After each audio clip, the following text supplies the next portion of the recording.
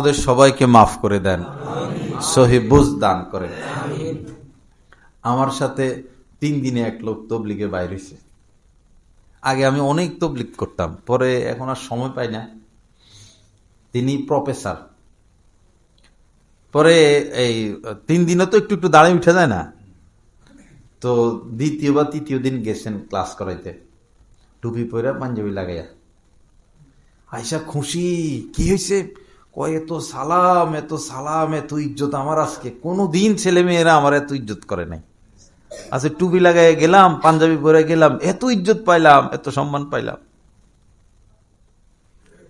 কিয়ামত পর্যন্ত যে যত বেশি সুন্নতের উপর চলবে, তার ইজ্জত সম্মান তত বেশি হবে। আল্লাহ সহি বুঝ দান করেন। যুবকেরা ইনশাল্লাহ হিম্মত করো, হিম্মত করো, আস্তে আস্তে শুরু করো। আগে টুপিটা পরো, নিয়মিত টুপিটা পরো, ব্রেনটা ভালো থাকবে। টুপি পরলে ব্রেনটা ভালো থাকে, সহজে ব্রেন স্ট্রোক হবে না। প্রত্যেকটা সুন্নতের মধ্যে চিকিৎসা মওজুদ। এই যে প্রস্রাব করে যুবকরা পানি নেয় না, দাঁড়ায় প্রস্রাব করে দেয়। কিছু কিছু এই যে যেখানে গাড়ি থামায় হোটেল, পরে কিছু কিছু হোটেলে এখন এমন যে বসে প্রস্রাবের সিস্টেমে রাখে নাই। কি গজব নাজিল হইল! কোথায় কোথায় আমি গেছি যে বসার কোনো রাস্তাই নাই, সব দাঁড়াইয়া, সব দাঁড়াইয়া। তো যারা দাঁড়াইয়া প্রস্রাব করে এরা কি পানি খরচ করতে পারে? এই প্রস্রাবটা কি জীবাণু যুক্ত না জীবাণু মুক্ত? জীবাণু যুক্ত। এই প্রস্রাবটা তার লজ্জাস্থানের মাথায় থেকে যায়। এটার থেকে বহু রোগ সৃষ্টি হইতেছে এখন, বহু রোগ। আর হিন্দু যারা ওই খতনা করে না, এদের তো সমানে ক্যান্সারই হইতেছে। ভিতরে ময়লা জমে ক্যান্সার হয়ে যায়। তো এখন ইন্ডিয়াতে বিভিন্ন জায়গায় ডাক্তাররা কয় এটা আগেই খতনা করে ফেলতে। দাঁড়ায় প্রস্রাব করে না, এরপরে প্রস্রাবটা পায়জামার মধ্যে, প্যান্টের মধ্যে পরে, নাপাক জীবাণু। প্রত্যেকটা সুন্নতের মধ্যে নূর, বরকত, চিকিৎসা, বিজ্ঞান। প্রত্যেকটা সুন্নত বিজ্ঞানের বাপ। প্রত্যেকটা সুন্নত বিজ্ঞানের কি বাপ? প্রত্যেকটা সুন্নত। সুন্নত রিসার্চ করে বিজ্ঞান আসে সামনে, সুন্নতকে রিসার্চ করে। টুপিটা পরো বাবা, দাড়িগুলো রাখো আস্তে আস্তে। আগে টুপিটা পরা শুরু করো, দাড়িটা রাখো, পাঞ্জাবি পরো, সালাম দাও, হাসি মুখে কথা বলো, রাস্তার ডান পাশ দিয়ে হাঁটো, মুরব্বীদেরকে ইজ্জত করো, ছোটদেরকে স্নেহ করো, মা বাবার কথার অবাধ্য হইও না, শিক্ষকদেরকে সম্মান করো, সম্মানিত লোকদেরকে সম্মান করো।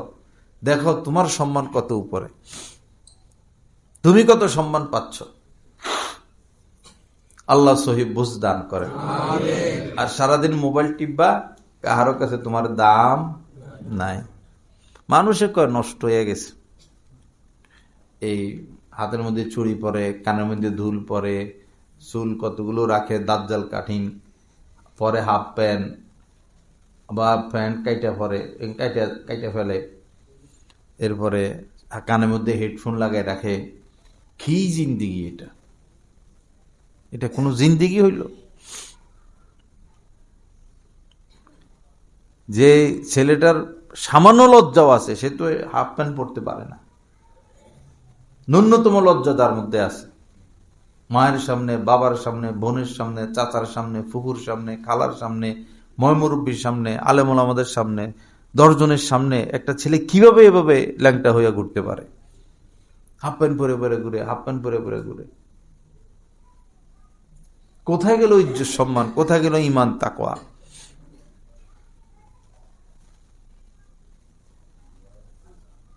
আল্লাহ হেফাজত করেন।